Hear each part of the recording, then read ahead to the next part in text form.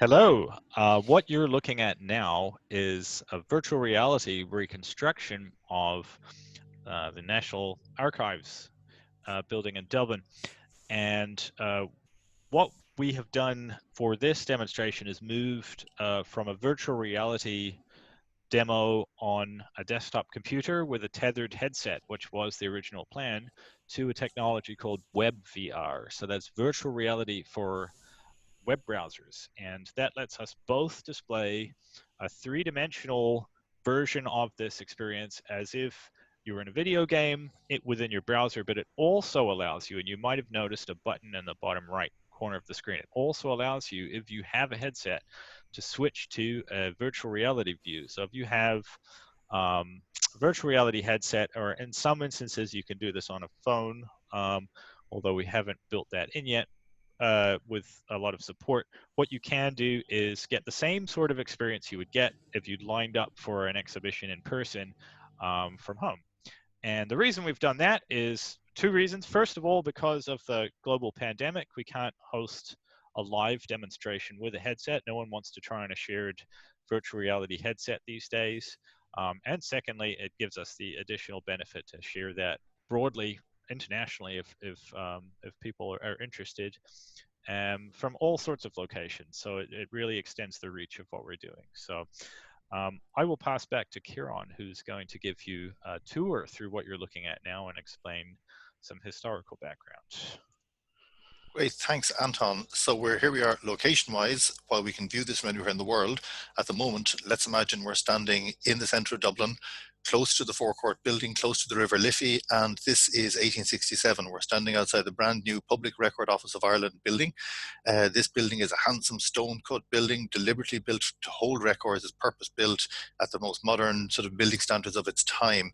It's built in a nice classical, neoclassical style to make it look secure and robust. This is a safe place to keep your records. The building itself, if you zoom in on the black and white photograph in front of the building, this gives you an idea of how the building looked when it was. This is from 1914, but this is how the building looked when it was built. A front block, which is the administration or the record house. This is where the public went in to read the records and where the staff all worked. And then a back block, which was the actual record treasury containing 7 centuries of Irish history. It's all surrounded by kind of like a dry moat. There's a railings and a gap between the railings and the building with a deep drop between for extra security. So let's move around the side to kind of see where that photograph was taken from. As we're passing by, you'll see as you go around the corner, the railings run right around, handsome building all the way around there, and the forecourt is off to our right. Now, in this position here, if you see, there's sort of 2 blocks to the building. The window that we see, the square topped window in the bottom left corner of your shot, that last square window there, that window is into the strong room in the search room. So if you were to take out records and look at them on a Monday evening and then you weren't finished by close of business, the archivist would take the records from you and store them overnight for you to return next morning to recommence your research work. So that's the strong room. That becomes important later in the story. The back building, this with the very tall windows, this very handsome building, this is the actual record treasury, and you can see the amount of daylight flooding in through there, big long skylights, very tall windows, and you can get some sense of the shelving all empty inside there waiting for us to visit. Purpose built, ready to be occupied in 1867. We all know this was destroyed in 1922. Between the 2 buildings is the screen wall which hides the fire break. So this wall, which has a little sort of dummy arch in the center of it, that's actually hiding a gap between the 2 buildings. And the buildings just meet at the ground floor with a sort of a covered walkway that could be easily pulled down in the case of a fire.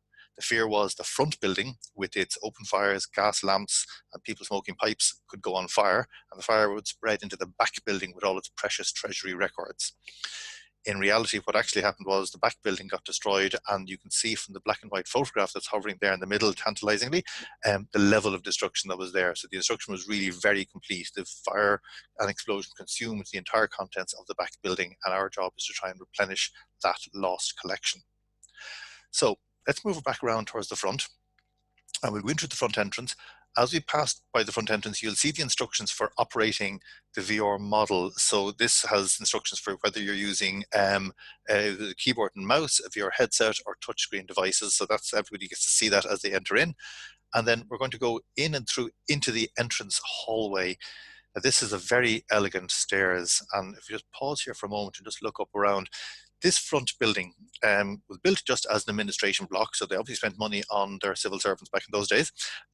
It's now currently court number 7 in the Court of Appeal, so you can still visit it today.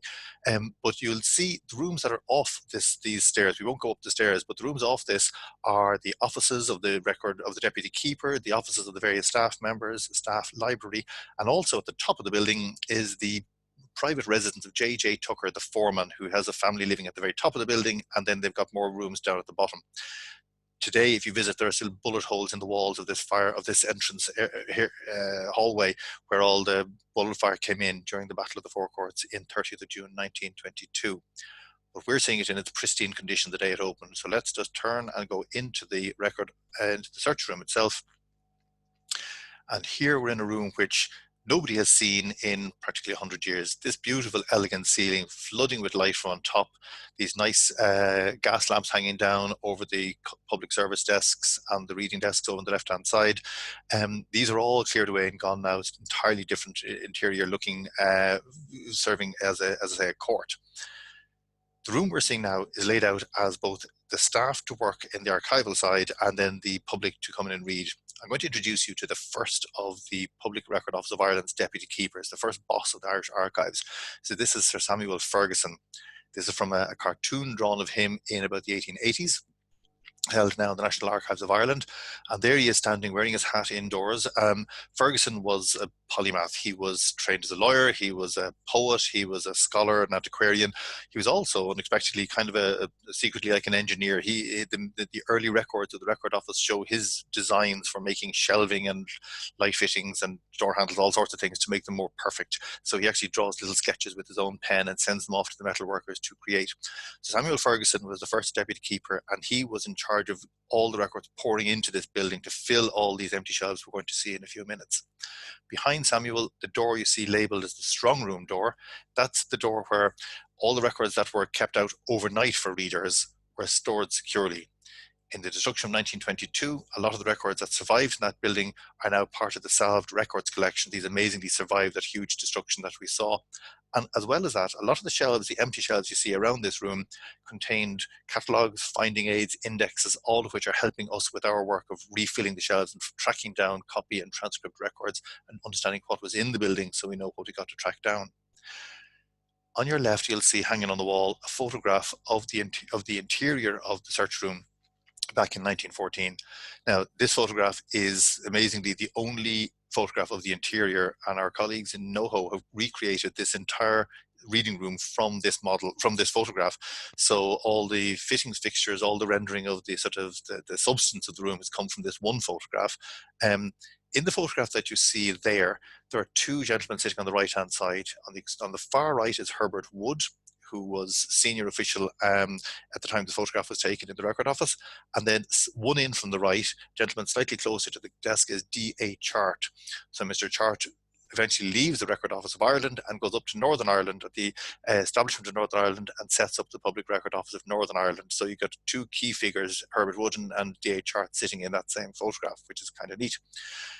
So Herbert Wood, in his time as senior official in the Public Record Office, and when he later became deputy keeper himself, the head of the thing, he wrote a book called Wood's Guide to the Records Stored at the Public Record Office of Ireland. Wood's Guide we have here on a shelf for you to consult. So if we move back around to the public counter, you'll see Wood's Guide, originally written in 1916, but before it went to the printers, all the printer's proofs and all the paper was all destroyed in the 1916 Rising because it was sitting in the printers down on Abbey Street.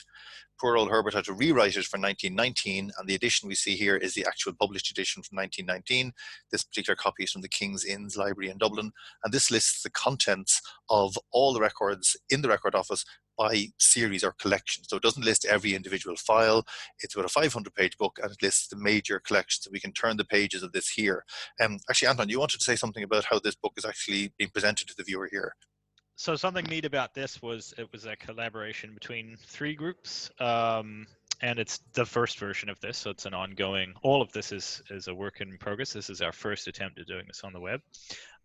So this book is, first of all, we have a model of the book built by the design company NoHo. And then we have in the background, we thought it would be nice if you could pull down the pages from scans of the original document. And we have those in a database, as we do with a lot of the reconstructed and scanned items from the Treasury.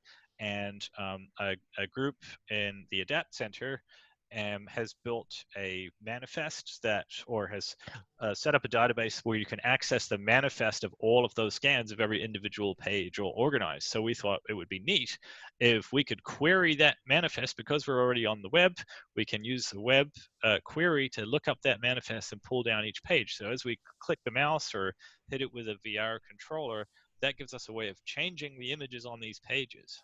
It would be nice at some point if we had a cool animation to go with that, but for now it means we can essentially click the mouse and then change the pages, the images we're using for the pages over, which is quite a nice, Pretty I cool. think, insight into where this might go in terms of the ability to query all sorts of information and data from the knowledge bases and databases that are being built. Absolutely. I think the fact that this book is kind of the key into the contents of the record office, and it's good, it's appropriate that this is the first book that we've actually presented in this format here. So here you can flick through the pages, and sort of when you get to visit it yourself, you can go in and flick through the various pages and see what records were held in the record treasury behind. But understanding, as Anton says, that behind this there's a whole web design team and a computer science team in the Adapt Center in Trinity that have been putting all this together. So let's imagine we're the user. We've gone in, we've spoken to the archivist, and we want to go across to the far counter and see a kind of a map of understanding how the record treasury is organized. This is a schematic, or like a vertical map, if you like, a cross section of the building that we saw around the back with the arch windows. If you see in the bottom left-hand corner, it says vaults, and then you've got numbers 1A, 2A, 3A going up the building. So this is like a map of how the various floors of the record treasury are filled, how their shelves are filled with records from the Court of Chancery or the Accountant General's office or the Customs House, and the various records where they're stored within the building. So it's like a location map. A user or a reader would speak to an archivist, perhaps use a map, they'd request a document which we brought to them at the reading desks. And if you just raise the view slightly there, Anton, you'll see the reading desks behind. You could sit at one of those desks, those nice handsome reading lamps, and sit there comfortably and peruse your document at leisure on those reading stands. But in this case, we're not in reality, we're in virtual reality. So let's sneak into the actual record treasury, a thing you'd never be allowed to do as a visit to any archive. So we're going to go through and enter through into, for the first time in 100 years, into the actual record treasury as it appeared. As we go through in here, we're seeing a view that really hasn't been seen since 1922. And indeed, we're seeing it in its condition as brand new open shelves from 1876. So this is 5 floors over basement, all those empty shelves, and a vault beneath our feet that we can't see here, of all the records, all the shelves waiting for records from across Ireland and right around the whole sort of panoply of the state for across 7 centuries. The shelves we have to fill here were filled in reality by the staff of the record office. And hanging in the middle of the atrium there, you'll see a photograph of the record office in 1914, the only photograph of the interior. And this shows various staff leaning out into the daylight, looking at the records, working away on the open floor at the centre. And these are the guys, and they were all men working at this stage in 1914, who were they were called searchers. They would find your records, bring them back out to you in the reading room, and you could then peruse the records that you needed to see. So while we're here, let's sneak upstairs and have a look at an actual record on a shelf. We have locations data for many, an increasing number of records that we're finding, replacement records. So here's a replacement record for a patent to create the first Earl Clandeboy. So the patent is like the royal instruction granting him the title of Viscount Clandeboy. So he's James Hamilton. There's a lovely article written about this guy by Stephen Scarth of Prony on the Beyond 2022 website on our blog, so have a look at that. So we would have located this replacement record. The original was burnt. The replacement is in Prony in Belfast. And if we pull this out, it'll bring us back to the reading desk and open the document in front of us. And here we are back in the reading room, and this very handsome document. You can see why they call it a record treasury if documents are as jewel-like as this one is. So here's a document in front of us, and this is from the reign of James I. and it's a picture of James up in the top left-hand corner, and it's creating the official title of the Viscount Clan de Bois. So this document we got ourselves from the shelf, but in reality you'd really request it from an archivist. So let's go back around to the schematic, to the map of the interior of the Record Treasury, and this time we'll find the Dublin Gazette. And just the Dublin Gazette was a newspaper which was produced to notify the public of quite boring things like proclamations, laws, new regulations, but it also carried a number of surprisingly gruesome stories, like early tabloid news of the day. And here we have a story from Ocker in County Tyrone, and it's two murders committed at Ocker and a suicide. And it tells us the grim story of a husband who killed his wife, heavily pregnant wife, tried to pretend it wasn't he who did it, and then when he was apprehended, he killed himself, or tried to kill himself, and then completed the suicide in front of his captors, much to their horror. So stories like that are mixed in with weights of grain and the price of shipping to Bristol and so forth. So the Dublin Gazette, we have an exciting run of those over many centuries. This is from 1757, this particular edition. So let's not end on something as gruesome as a double murder and suicide in Ocker. We'll go back around to the schematic. David Brown showed you earlier a very handsome map of Tory Island. And so here we can jump to the map and pull it straight instantly down, and it's going to come straight back to, sorry, not Tory Island, Rathlin Island. So here's Rathlin Island. This is the map that's upside down, you might remember. It's orientated with north to the south, north to the bottom of the screen. And this is a copy of a Down survey map. The Down survey originals are much earlier. They were all lost in the fire in 1922, but this copy has survived. There's many copies scattered in different locations of different maps, but this particular one has survived in Belfast, and it shows the townlands that make up the island of Rathlin, and the amount of detail. This is unnecessary decoration just for the visual aspect of it, I suppose, and it's showing you a map which is an island which was, as David explained, was denuded, having been sort of populated by soldiers coming over from Scotland during the wars of the 17th century. So this shows you the kind of variety of maps and the variety of records and variety of documents we can show. We're already finding relating to Ulster and relating to the wider island of Ireland.